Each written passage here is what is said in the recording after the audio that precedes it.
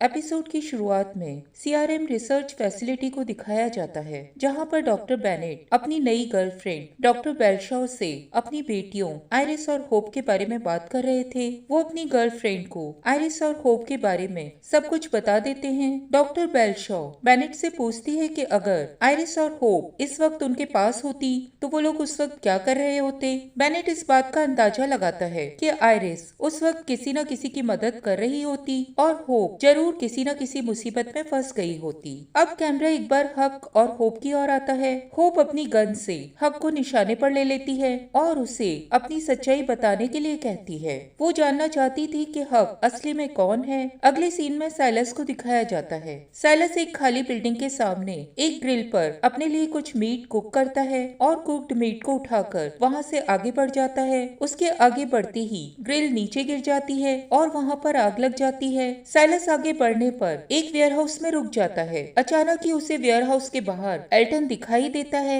Silas warehouse से बाहर निकलता है। उसे वहाँ पर एल्टन दिखाई देता है। एल्टन स्पोक का पीछा करता हुआ वहाँ पर पहुँचा था। उसे लग रहा था कि जरूर वहाँ पर उसे साइलस मिल जाएगा। एल्टन साइलस के सामान को और पर्सी को एक वैगन में अपने साथ लेकर चल रहा था। इधर होप और हक फेलिक्स और आयरिस को गुड बाय कहे बिना चले गए थे। आयरिस और फेलिक्स इस बारे में बात करते हैं। आयरिस फेलिक्स को बताती है कि वो हक के ऊपर ट्रस्ट नहीं करती। फेलिक्स के पूछने पर वो उसे बताती है कि वहाँ पर एक ऐसा रूम मौजूद है जिससे हक ने उसे दूर रहने के लिए कहा था। इधर हक होप के सामने एडमिट करती है कि वो सीआरएम के लिए काम करती है। होप हक को बताती है कि उसने सीआरएम कोड बुक को डिकोड कर लिया था और उसे पता चल गया था कि वही उन लोगों की टारगेट यानी कि असेट है। तभी बहुत सारे जॉम्बीज उन लोगों के नजदीक आने लग जाते हैं। सीआरएम फैसिलिटी में डॉक्टर बेनेट डॉक्टर बेलशॉ को बताता है कि उनका कुलीग डॉक्टर एबोट अचानक ही वहाँ से चला गया था और उससे पूछता है कि क्या वो उस बारे में जानती थी।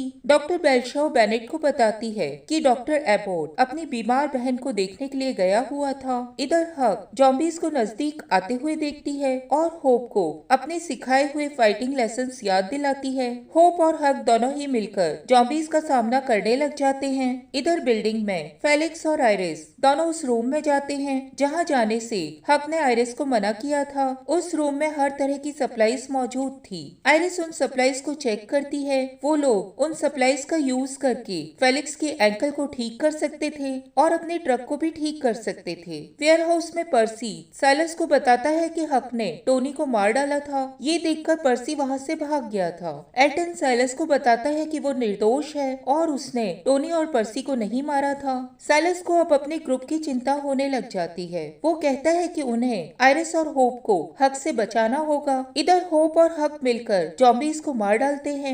हक होप को बताती है कि उसे बेनेट के प्रिंटर से अपनी बेटियों को मैसेज देने के बारे में पता था। उसने बेनेट के नाम से फेक मैसेज आयरिस और होप के नाम भेजा था ताकि वो बेनेट को ढूंढने कैंपस कॉलोनी से बाहर निकल जाएं। वो होप को बताती है कि उसका मिशन होप को ये दिखाना था कि दुनिया को दोबारा बनाया जा सकता है। इधर सीआरएम फैसिलिटी में डॉक्टर बेनेट होप की जीनियसनेस की बातें डॉक्टर बेलशॉ को बताता है। वो उसे बताता है कि जब होप 6 साल की थी तब उसने एक कंप्यूटर को पूरा खोल दिया था और बाद में उसने अकेले ही उसे रीअसेंबल भी कर दिया था। इधर हक होप को बताती है कि उसने सीआरएम को होप के आने के बारे में इन्फॉर्म कर दिया था और अब सीआरएम का हेलीकॉप्टर उन लोगों को पिक करने के लिए एक खास लोकेशन पर पहुंचने वाला था।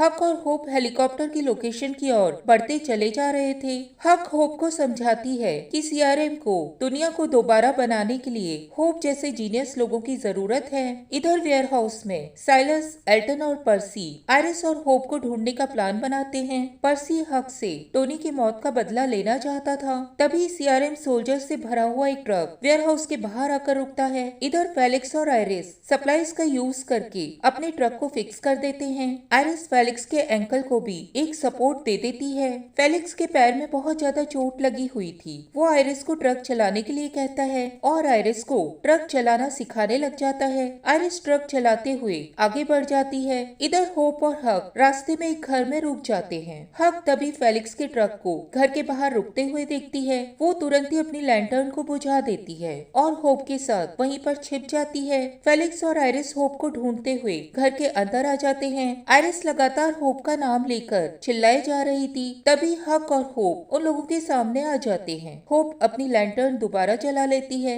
आयरिस हक से पूछती है कि उसने उसे उस कमरे के बारे में झूठ क्यों बोला था जिसके अंदर सप्लाईज भरी हुई थी।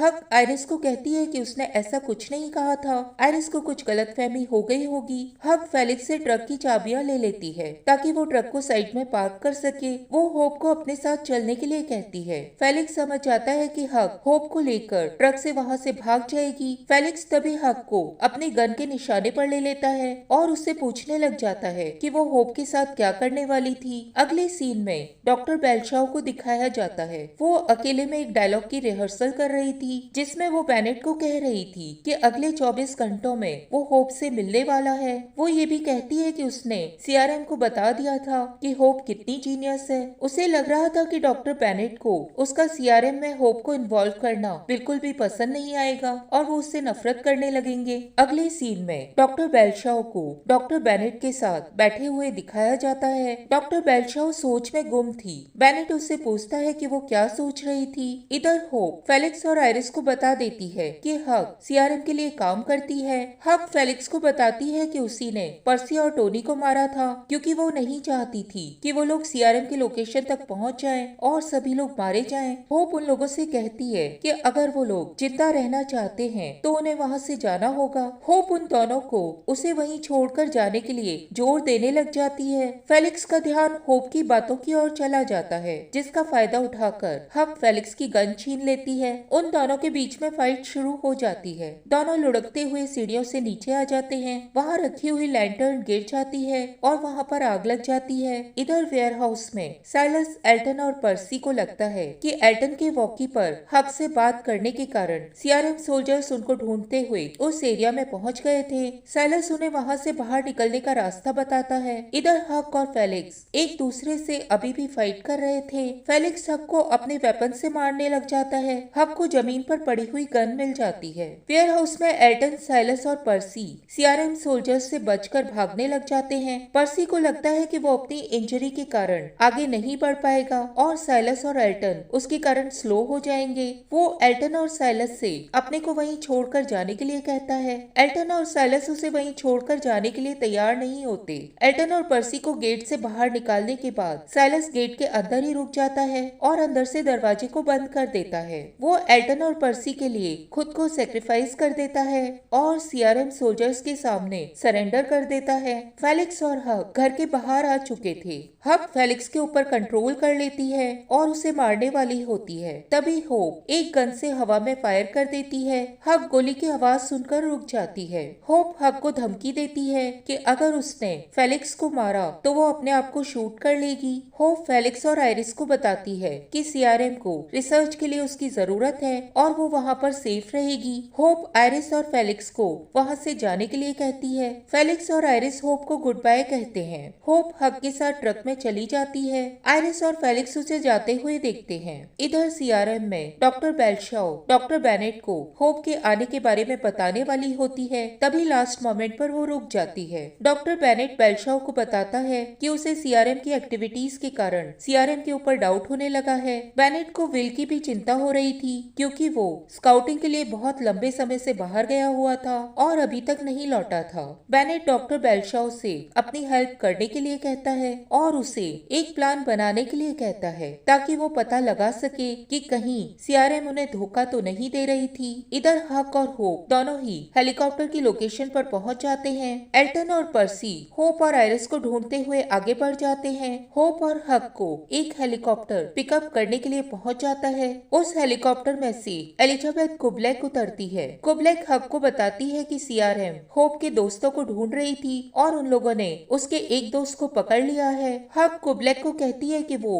होप के दोस्तों को छोड़ दे और वो उन्हें कैंपस कॉलोनी तक सेफली पहुंचा देगी। हक को पता नहीं था कि कुबलेक ने कैंपस कॉलोनी को पूरी तरह से डिस्ट्रॉय कर दिया था। कुबलेक कोई भी लूज एंड नहीं चाहती थी, यानी कि वो नहीं चाहती थी कि किसी को भी पता चले कि होप सीआरएम के साथ चली गई थी और हक उसके साथ इन्वॉल्व थी। वो होप का सीआरएम में वेलकम करती है और उसे हेलीकॉप्टर में ले जाती है। इधर फेलिक्स और आयरिस भी जंगल से होते हुए कैंपस कॉलोनी की ओर जा रहे थे। आयरिस कसम खाती है कि वह सीआरएम को खत्म कर देगी। उसे होप के आखिरी शब्द याद आते हैं जब वो जाते जाते उससे गले मिली थी। होप को को यकीन था कि आयरिस सीआरएम को जरूर खत्म कर देगी। होप आयरिस को कहती है कि वो लोग होप को असेट समझ रहे थे, जबकि आयरिस और होप दोनों ही असेट थे, क्योंकि दोनों एक दूसरे के बिना अधूरे थे। इस वक्त एक फ्लैशबैक दिखाया जाता है जिससे हमें पता चलता है कि होप ने अकेले में कंप्यूटर को असेंबल नहीं किया था, उसमें उसकी मदद आयरिस ने की थी।